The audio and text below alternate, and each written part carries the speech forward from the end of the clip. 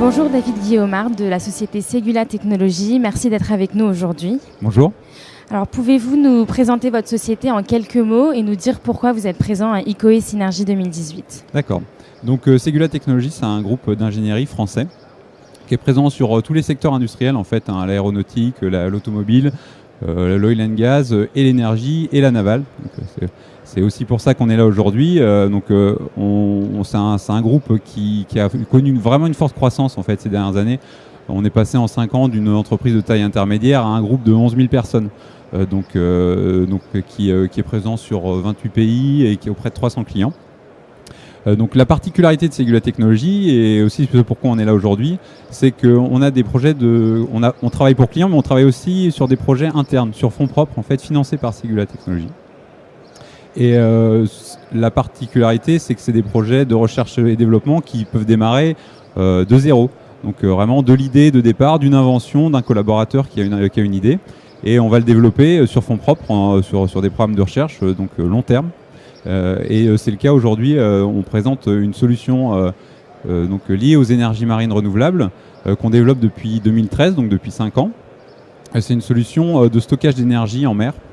L'idée, c'est effectivement de stocker la production électrique, la variabilité de production électrique finalement des parcs de production en mer. C'est une technologie qui peut se connecter au réseau, en fait, qui va se connecter au réseau, que ce soit un parc en mer ou même un milieu insulaire ou le réseau national, avec l'idée de stocker l'énergie lors des phases de surproduction et de la déstocker, de la rendre au réseau lorsqu'il y a des surconsommations ou des sous-productions électriques. D'accord, très bien. Et quels sont les défis pour la solution que vous proposez ? Alors, les défis technologiques, le premier, le nerf de la guerre sur le stockage, c'est le rendement. Typiquement, nous on travaille sur une technologie de stockage d'énergie par air comprimé, et l'air comprimé, historiquement, ça a un mauvais rendement. En général, les installations existantes sont autour d'un peu plus de 40% de rendement. Nous, on travaille sur une technologie qui a 70% de rendement, donc il y a un gros gap à passer, mais pour ça, on a développé toute une nouvelle chaîne de stockage, une nouvelle manière de stocker l'énergie sous forme d'air comprimé, qu'on a breveté et qu'on a testé déjà de manière un peu isolée sur des bancs d'essai en laboratoire depuis plusieurs années. Et là, on va faire un prototype à terre de la technologie de stockage complète. Donc on va développer cette technologie, on va fabriquer cette technologie de stockage. Donc la fabrication commence d'ici septembre à peu près. Elle sera opérationnelle début d'année prochaine.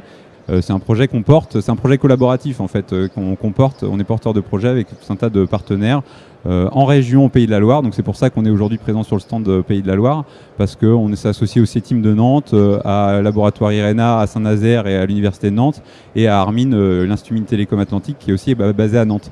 Donc on a des partenaires partout en France sur le projet de la technologie qui s'appelle Remora.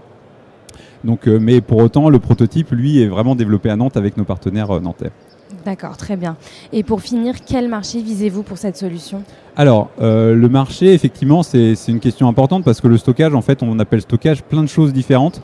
Effectivement, plein de services différents qu'on va rendre au réseau. Nous, on a une technologie qui est assez flexible, en fait, qui est assez réactive. On vise de la très grosse puissance et très grosse capacité, mais en fait, on est assez réactif. On peut se positionner, pour les gens qui connaissent un peu le marché du stockage, on peut se positionner sur tout ce qui est, par exemple, réserve secondaire. On peut faire du marché de capacité, on peut faire de l'arbitrage, de la limitation coût carbone. Enfin, c'est différents marchés du stockage auxquels on peut répondre, avec la particularité qu'on peut faire, comme je disais, forte puissance, forte capacité, avec cette idée qu'on n'est pas là pour faire... on ne développe pas la technologie pour la mobilité, par exemple, comme on entend parler pour certaines technologies batterie ou hydrogène, ou pour des bâtiments urbains. L'idée, c'est vraiment de soutenir le réseau électrique, qu'il soit national, insulaire ou simplement un parc éolien, à améliorer finalement la manière dont fonctionne le parc. Donc c'est un peu sur ça qu'on travaille, et c'est un marché mondial en fait. Parce que historiquement, les technologies qui peuvent ressembler à ça, où on essaye de stocker en mer, on cible souvent des zones très précises du globe pour déployer la technologie. Nous, l'idée, c'était d'avoir quelque chose de très flexible, en fait, qu'on puisse déployer sur la plupart des côtes à travers le monde. Donc, c'est une technologie qui fonctionne qu'en mer, par contre. Mais donc, c'est pour ça qu'on a un intérêt à synergiser avec les énergies marines. Mais c'est une technologie qui fonctionne qu'en mer, mais sur la plupart des côtes à travers le monde. Donc c'est quelque chose qu'on peut développer et qui à terme pourrait remplacer par exemple les technologies historiques que sont par exemple les stations de pompage qui servent au soutien à un réseau électrique et qui aujourd'hui ne peuvent plus être développées parce qu'on peut difficilement faire des nouveaux barrages aujourd'hui à travers le monde. Donc là ce serait une technologie qui viendrait à remplacer ça finalement. Bien, merci beaucoup. Merci. Et merci pour votre participation à ICOE et Synergie 2018. Merci.